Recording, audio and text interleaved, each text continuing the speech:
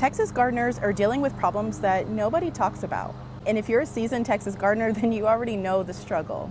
It's not that gardening in Texas is hard because plants hate you. It's just we are dealing with a unique mix of heat, humidity, intense sun, crazy weather swings, and Texas-sized pests. But don't worry, as your planty bestie, I'm gonna share with you guys the 5 Texas gardening problems that nobody warned you about. And before this video is over, share with me in the comments one of your biggest issues that you've dealt with gardening here in Texas. Bonus points if you figured out a way to help those issues. One of the biggest issues that you'll run into here is our very high humidity. Like, my hair is frizzing, I'm sweating, I've done nothing except come outside and sit and make this video. It's like living in a swamp, and the swamp is you. Now, the reason that high humidity is an issue is because when you pair that with dense foliage and rainfall or getting your foliage wet, it creates the perfect environment for fungal and bacterial diseases to grow within your foliage. And a lot of us are feeling the effects of that high humidity right now with all of the rain that we've gotten in these past weeks, paired with the warm days that we're getting. They're in the 80s, high 80s, getting into the 90s. And now we have that high humidity that is just absolutely freaking ridiculous right now. But with pruning to create good airflow, proper spacing, it can help mitigate those issues. And I've also shared other preventatives that I use with you guys to help reduce my chances of dealing with those problems. Second issue that we run into here is our very intense weather swings. With that comes extreme heat stress and intense sun, which can cause your flowers to drop off before they fruit into anything, your plant to wilt even though your soil is moist. Containers can dry out in hours. Black pots like this can overheat and stress out the roots because that black really draws the sun to it.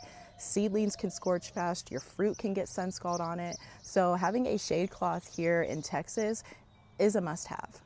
The third issue that you'll run into here is being able to adequately water things. Prior to all this rainfall that we got, we were in extreme drought. So our rainfall here is very inconsistent, cannot be relied upon, which puts back onto you to make sure that you are consistently watering. Now, pairing our extreme heat and intense sun, it can make things dry out very fast here. So especially if you're raised bed gardening or container gardening, you're going to have to stay up on top of that.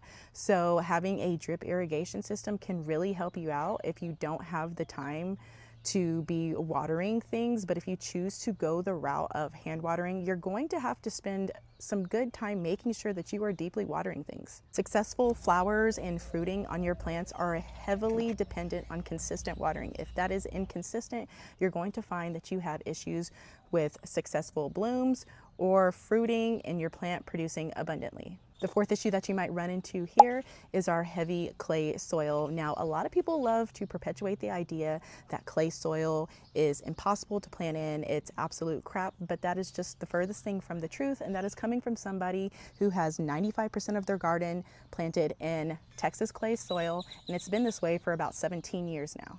And I actually have a video pinned to the top of my page talking about this at depth, but this wasn't considered a very big time agricultural area in the past for absolutely no reason. And the ecoregion that I'm in specifically is the northern Blackland Prairies, and they considered this soil, or what they called it, was black gold. And heavy clay soil is actually incredibly fertile and has a very high capacity to hold on to nutrients.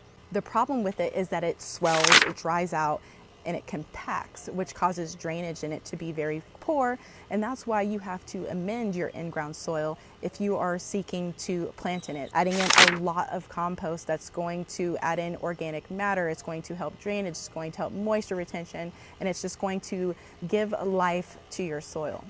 But impossible to plant in? Never. And the fifth issue that you're going to run into is the pest pressure here. Now, in this warmer weather right now, aphids are going to be exploding. With aphids comes mealybugs and fire ants. Worms and caterpillars are very active right now, feeding on the foliage of your plants. And then when our heat and dry spells really start to ramp up again come summertime, it's the perfect environment for spider mites. So with our very long growing season comes a very long pest season.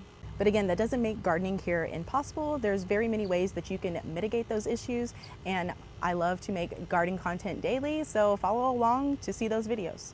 Once you learn the Texas climate and what to look out for and expect, you can formulate a game plan that is going to help make gardening here just a little bit easier. If you found this video helpful, save it for later and share with a fellow Texas gardener. Bye, my planty besties.